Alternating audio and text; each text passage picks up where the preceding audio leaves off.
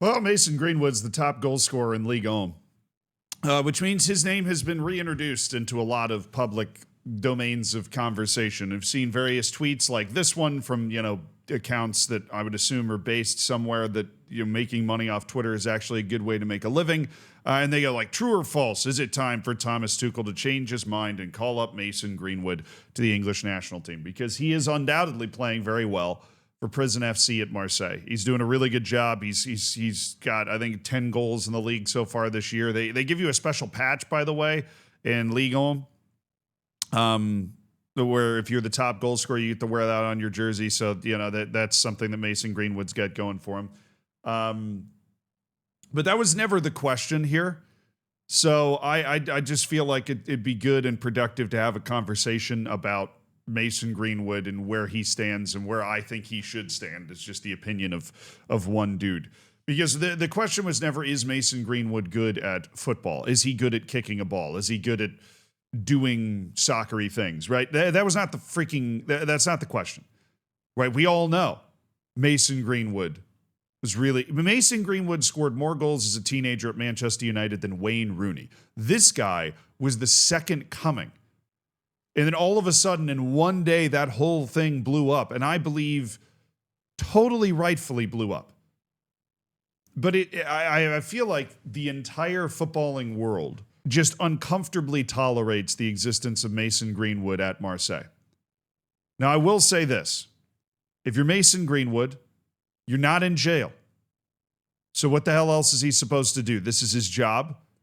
And I don't necessarily blame, there's some people like, well, Mason Greenwood should just leave us alone. If he's not in jail, this is quite literally what he was trained to do from a very young age. This is his job. He's got the opportunity to make a ton of money.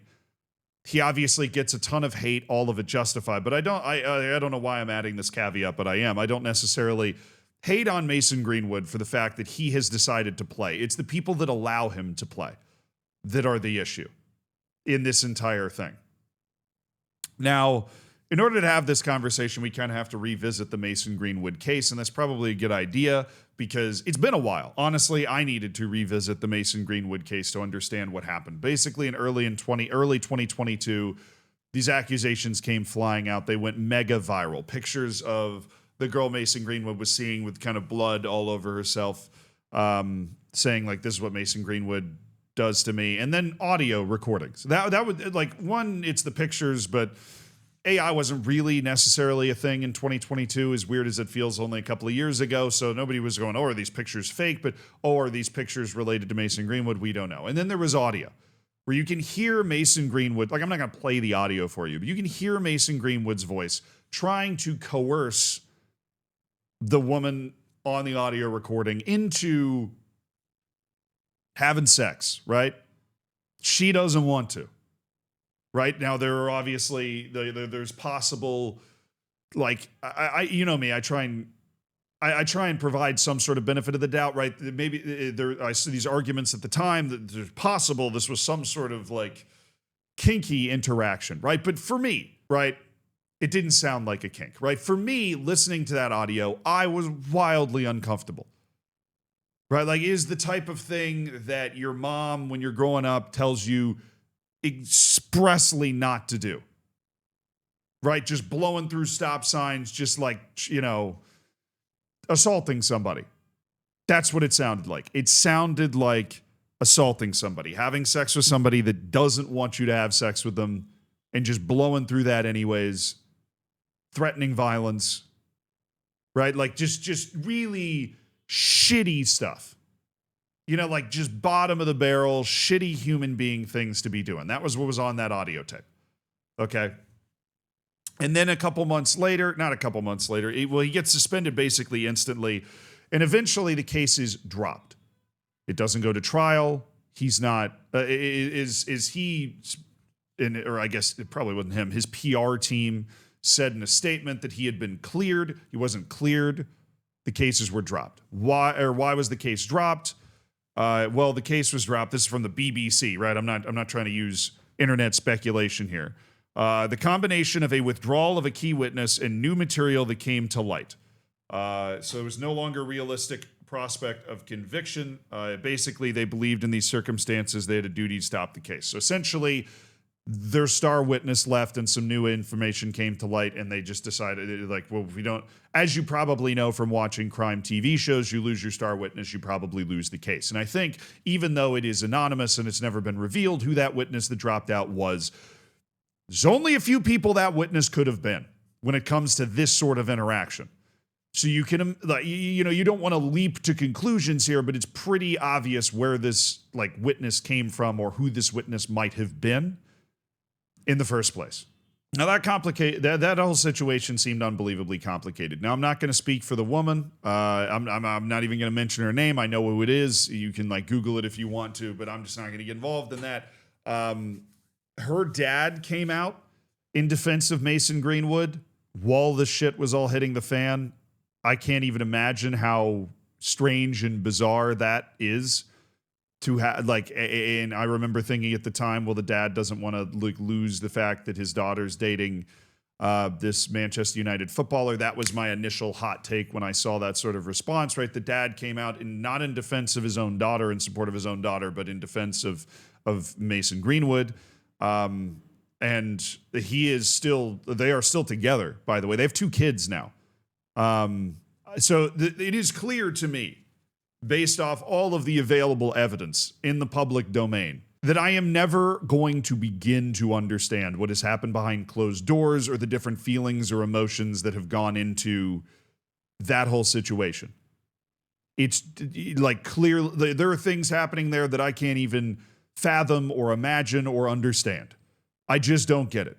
It's starting from the dad on down to the fact that they've got 2 kids today. I don't understand what's happening there. But that prompted one of the responses that got me talking about this today was Samir Nasri saying, if his woman has forgiven him, we can definitely forgive him too. And I don't necessarily agree with that. Because to me, this boils down to a very simple thing. Mason Greenwood is leading Ligue 1 in goals. It is clear that Marseille has decided that they are okay with having him around in their locker room, representing their club. That's a decision they've made that I don't agree with. And the reason I don't agree with it is because if you boil it down to a human level, based off what I know about Mason Greenwood, the uncomfortably transparent veil that's been put on Mason Greenwood's life, revealing that he is objectively, in my singular person view, just a shitty dude who does not treat women well, or at least did not treat women well in a way that I find truly troubling. Right? Like, it's one thing to be a douche, right? And be like a woman. I don't know. The different stereotypes of guys. It is a whole other ball. Like, we're in a whole other neighborhood of, it's one thing to like make mistakes, but physically assaulting somebody, as there was ample evidence provided that occurred, even though it never went to trial, right? Because of the withdrawal of a key witness and new information that came to light. It's just something that it would make me uncomfortable being around somebody that I knew had been involved in that. There were a million gray areas in here, right? All the stuff that I talked about with the family and everything else. The fact that he is very clearly not in jail, nor will he ever be in jail for that incident, at least. But at the end of the day, on a human person-to-person level, I would not be comfortable around Mason Greenwood, which is why when these accounts tweet out, like, should you call him up to the national team? The answer is always no. Because there's going to be a large collection of people that are just uncomfortable with it. Now, I am sure another uncomfortable fact here is that there are footballers in the world of football that have done worse things than Mason Greenwood. One, they've actually been in jail, right? They've been convicted of serious crimes of violent or sexual nature, right? Like, those people exist in the world of football. Is Mason Greenwood the worst footballer in the world? No, but that's not the point.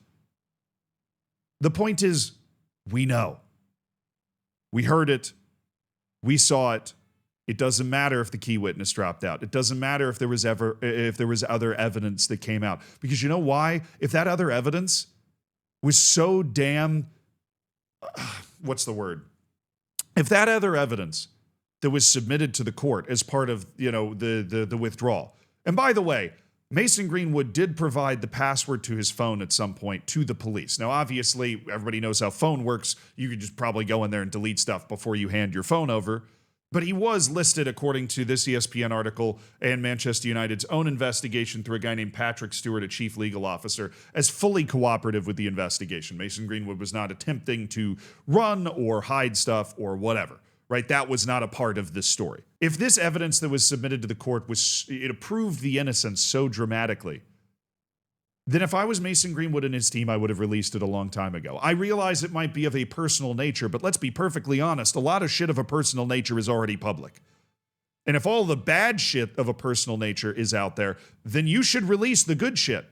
At least enough of it so that people don't walk around thinking that this is all there is to the story. Because if this is not all there is to the story, you would want people to know. But they have not gone about any way trying to correct that. They just haven't. So all we have to go off of is this window into who he is as a human being, into how he conducts himself, into his personal life.